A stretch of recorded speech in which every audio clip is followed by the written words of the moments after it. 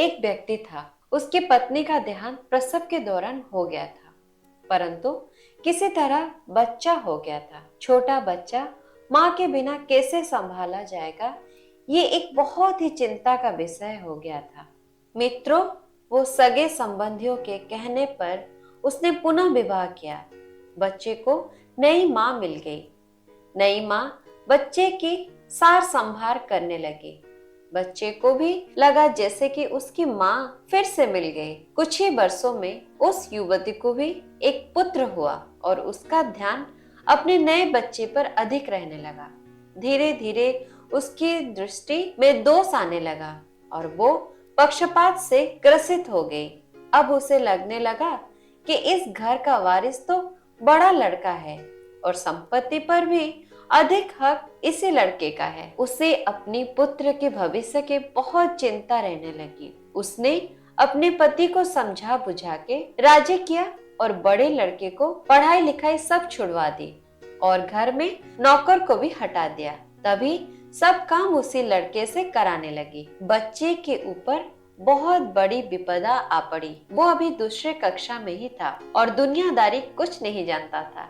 उससे यही लगता था माँ ने सही किया होगा। घर का सारा काम करते करते उसका पूरा दिन बीत जाता था। धीरे धीरे माँ ने उसे समझा दिया कि उसका असली कार्य अपने छोटे भाई का सेवा ही है और उसका छोटा भाई ही असली मालिक है। बच्चे ने माँ की आज्ञा मान ली और सदा ही अपने भाई की सेवा संभार में तत्पर रहने लगा। अब वो बड़े लड़के का जरा जरा सी गलती होने पर डांटने मारने भी लगी थी, ताकि उस पर एक भय बना रहे। वो कोई अच्छे से अच्छा काम भी करता तो उसकी सौतेली माँ उसे बिल्कुल बेकार बताती, लेकिन फिर भी बालक मन में माता के लिए प्यार ही उभरता। वो उसे सौतेली नहीं मान पाता था। उस औरत ने घर के पूजा पाठ का जिम्मा भी उसी बच्चे को दे रखा था।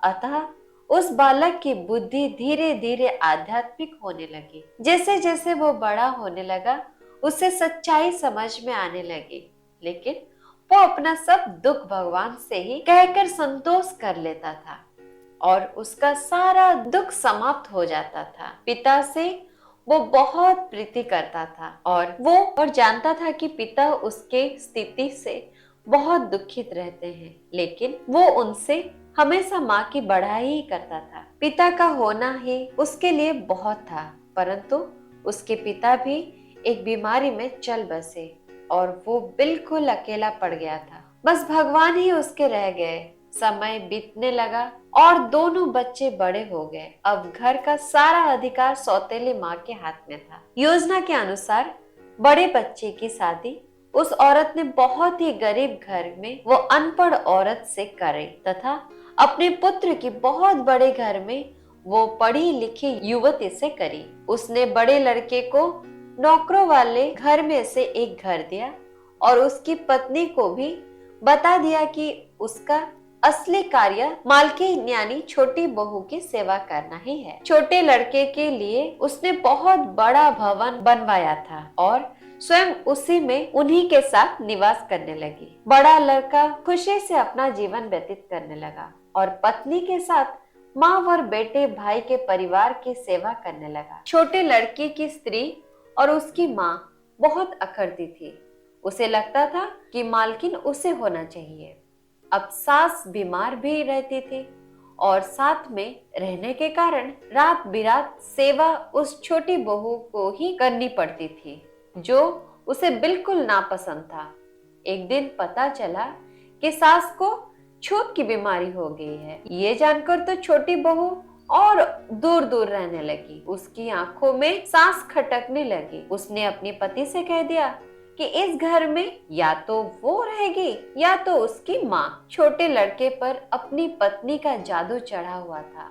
उसने अपनी ही माँ को घर से बाहर निकाल दिया और उसे वहाँ नौकरों के घर में रहने को कह दिया। अब माँ भी वृद्ध हो गई थी और अचानक इस घटनाक्रम में एकदम बदहवास हो गई। उसे अपनी जीवन भर की पूंजी व्यर्थ जाती दिखी। वो अपने इस बेटे के ऊपर पूरी तरह निर्भर थी। उसने सपने में भी ऐसा नहीं सोचा था। उसे लगने लगा कि अब उसकी सेवा कौन करेगा। उसने आत्महत्या करने का निर्णय ले लिया और गंगा जी में डूबने चल दी। बड़ा लड़का कहीं बाहर गया था और उसे कुछ पता नहीं था। वो एक घाट से गुजर रहा था, शोर सुना तो देखा कोई नदी में डूब रहा है। उसने भी छलांग लगा दी और जब बचा के लाया तो देखा कि ये तो उसकी सौतेली माँ है। जब सारी बात पता चली उसे तो वो बहुत दुखित हुआ और अपनी पत्नी वो माँ के साथ घर त्याग दिया और वो दूसरे गांव में रहने लगा। उसने अपनी पत्नी के साथ माँ की बहुत सेवा करी और वो ठीक हो गई। वो लोग अच्छे से जीवन बसर करने लगे। एक दिन उसकी माँ से बड़ी बहू ने पूछा, माँ मुझे कुछ शिक्षा दे। तो सास की आंखों से आंसू भर आए।